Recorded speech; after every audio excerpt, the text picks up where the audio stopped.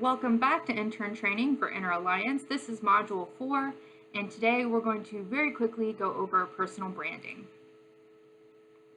So building your brand. What is your brand?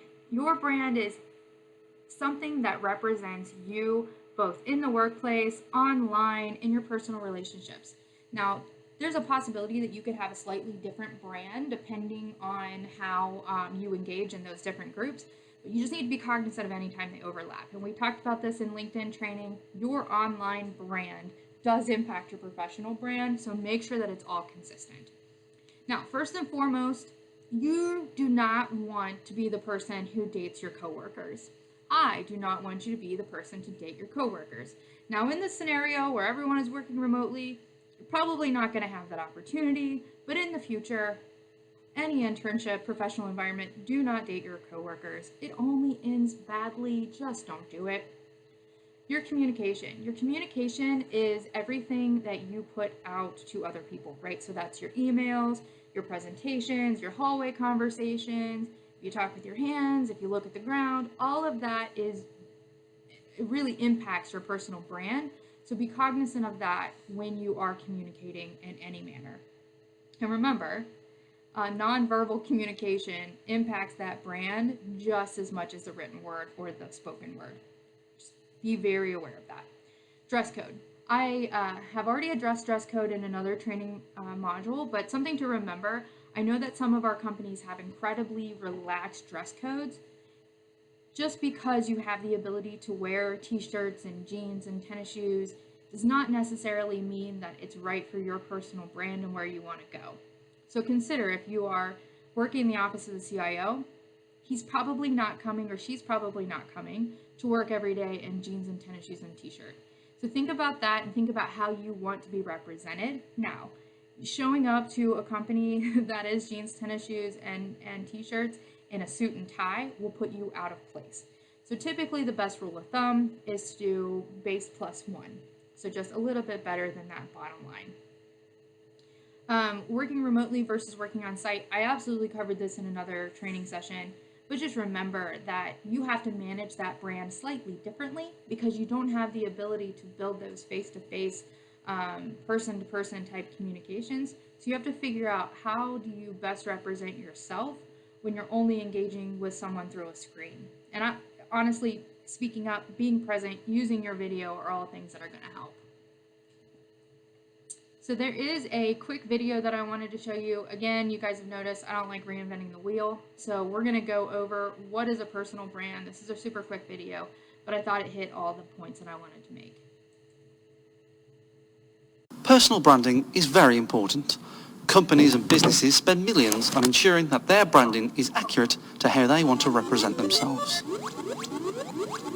Making sure that the image is right, the message is clear, and it's appealing to the right audience. Now replace this idea, and instead of the business's brand, what about your personal brand? How much time and effort do you spend on your personal branding?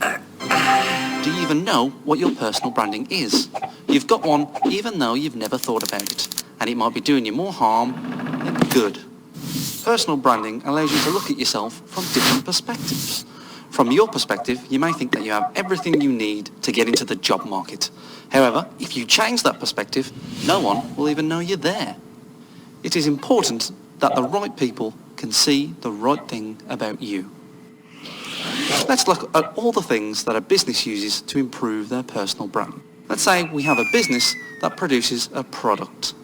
To improve our brand, we need to look at a few things.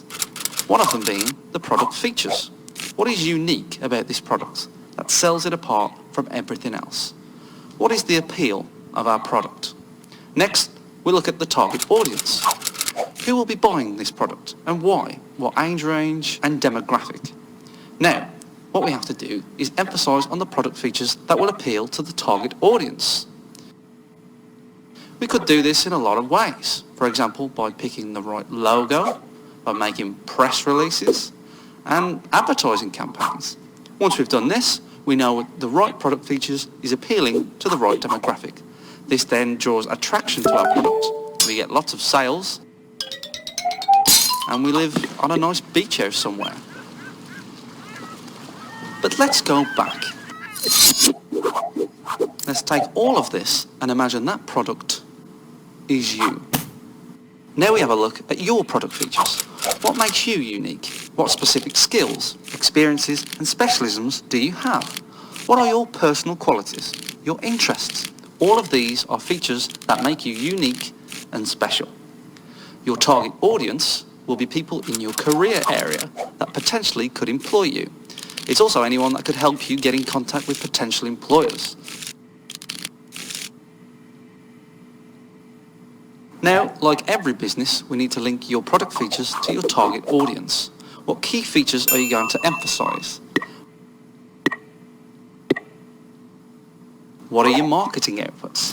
Outputs such as your CV, your Facebook profile, what you wear, your body language, what you say and how you say it all communicate your personal brand. You can control your brand and it's important to get it right. Many people are competing for the same job as you, but when you get it right, you might not get that beach house we talked about, but it will land you a job. The rest of the course takes you step by step through everything you need to know. All right, so that is kind of your personal brand and how to look at it. I chose this video because I loved the correlation between a personal brand and a professional brand. So I think that that's just a good way to look at it. How are you going to sell yourself effectively in the workplace?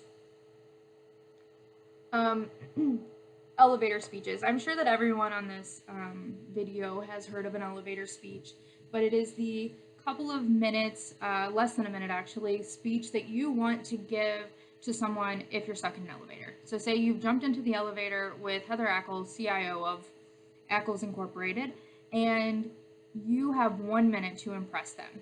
What do you say? So your personal internship elevator speech is should be really quick, like I said, less than a minute. Should only hit big assignments. It should also describe that assignment, what organization that you're in within the organization, and it should always mention INTERalliance. we talked about that in video 1. You are our ambassador, and it's important that you mention that, not because we're selfish and we want the press, though I'm kind of selfish and I like the press, but because it gives you a level of credibility. These CIOs have heard pitches from us forever, and they've heard how amazing the talent is, so it will instantly perk up their ears. Now, if you are giving your elevator speech in college, dropping which college you go to is also important for a very similar reason. All right, super quick video on elevator speeches. Pay attention to this because your activity after this module is not a quiz, it's actually an assignment, so I want you to pay attention here. Hi, I'm Lauren Berger. This is my elevator pitch. Take one. Hi, I'm Lauren, and I want to do this, and I'm gonna, oh my gosh. Hi, I'm Lauren, and I want to do everything, and I want to be your best friend, and please hire me. Hi, I'm Lauren, and I really want to work for you, and I'm so excited to be standing next to you right now, and I just want to tell you everything about me real quick. It'll only take me 10 minutes, even though we only have 30 seconds right now. Hey everybody, those elevator pitches were not so good, and I'm going to make sure that after watching this video, you know how to do a much better version of the elevator pitch. If the executive that you would love to work for, right, the executive that works at that company that you just love, was literally in an elevator with you, what would you say? It's actually a great way to think about how to present yourself in a professional setting. So I'm going to give you the intern queen take on the elevator pitch. So in order to put together an elevator pitch, we need a couple pieces of information. We're going to write them here. So the first step is going to be, who are you, right? As silly as it sounds, you got to say your name. You know, I'm Lauren Berger. It's so nice to meet you, right? You got to say it. So then you want to give them a little background. I'm Lauren Berger. I graduated from UCF and I'm a PR major. Okay? Now, depending on the situation, you might not be talking about college. If you meet someone years after college, you're probably going to talk about where you work right now. I'm Lauren Berger. I'm the community manager at a website called Intern Queen. And sometimes you need to give a little bit of extra context. So if you need to explain and provide context. So if you go to a school that, let's be real, no one's heard of, or if you work for a company where somebody may have not heard of it, you know what those companies are, you know what those schools are, make sure that you explain and you provide a little bit of context. You know, I go to Southwestern University, which is located in Lakeland, Florida, and known for their PR program. And I'm going to rely on you all to be the judge of if your story needs a little bit of context, okay? The next thing that you're going to do is make the connection. A lot of times when people do an elevator pitch, they're literally just like talking to no one. And the reality is that whenever you're pitching, you're always talking to someone, whether it's literally someone in an elevator standing next to you, whether you're pitching your business to Shark Tank, or you're just pitching it to a professor or a classroom. So you want to make that connection factor right away. You know, what are you trying to accomplish? Why do you want the person next to you to listen? Maybe you're a PR major and this is a big PR executive standing next to you. So I'm connecting what I'm doing to what the person standing next to me does. You know, I'd love for you to invest in my business because, right? You're connecting who you're talking to with what you're offering and what you're selling, which is sometimes yourself. Then the last thing that you want to do, and this is what a lot of people don't cover in the elevator pitch, but you got to make the ask, right? You got to make the ask. And this is the scary part because you're always putting yourself out there and you could be rejected. So I'm actually going to give you both steps. I'm going to say the ask, and then step 6 is going to be the closeout. A pet peeve that I have is a lot of students email me and they ask me for advice, but they're very unclear as to what I can actually help them with. So I'll get this big email with like, I am this, and this, thanks, and they sign their name. I don't know what to do with their email. So oftentimes I write them back and say, you know, hi Marisol, thanks for sharing, how can I help? Because I honestly don't know what they want from me. So I really encourage you to always think about the ask. For example, if you're in an elevator with someone and you want them to be your mentor, well then let's ask them to be your mentor. If you're in the elevator with someone and you want to intern for them, let's ask for an internship. If you aren't sure what you want and you really just want to connect afterward and have a way to stay in touch, let's ask about that. So I think you have to make the ask and then you have to be ready for the closeout because typically you only have about 30 seconds and you're going to have to get out of there somehow, right? You want to always kill them with kindness no matter what they say, and you want to close out in a very pleasant way. So let's go through all the steps real quick. So who are you? Hi, I'm Lauren Berger. Little bit of background. I graduated UCF and I was a PR major. Provide contacts. That's University of Central Florida, which is in the Orlando area. The connection. I know all about your company. I've read all about it. I know about all your clients and I am just such a fan, right? I made the connection. Now make the ask. You know, I am looking for an internship for next summer. I would love to connect with you and find out how to apply and get to the top of your list. The closeout. They say whatever they're going to say. Thank you so much. I'll certainly stay in touch. I'll make sure to email you right after this. So nice meeting you, right? So the who you are, the background, provide context, make the connection, make the ask, and the closeout. So good luck, everyone, and let's do that elevator pitch one more time. So I'm actually going to stop her right there. I think that she covers it pretty well. As high school students, I wouldn't be too terribly ambitious with the ask as much as, you know, I'm spending the summer here through the INTERalliance internship, and I'd love to know more about your organization if I could get some time with you, or do you have any upcoming leadership conversations that I could be a part of? I wouldn't put too terribly much in front of the ask as much as just getting yourself out there. All right, networking. Networking is more difficult because you will be remote, but a lot of times companies are having virtual happy hours or virtual ask me anythings or some other type of virtual connections. Make sure you take them up on that. So who should you network with and why? Basically everyone. Cincinnati is incredibly small. So building that relationship with someone, even if it's another intern, there's a good chance you're going to cross paths again. I know that I have people that I interned with who reported to me much later and vice versa. So make sure that you build those connections and you really keep in contact after the internship.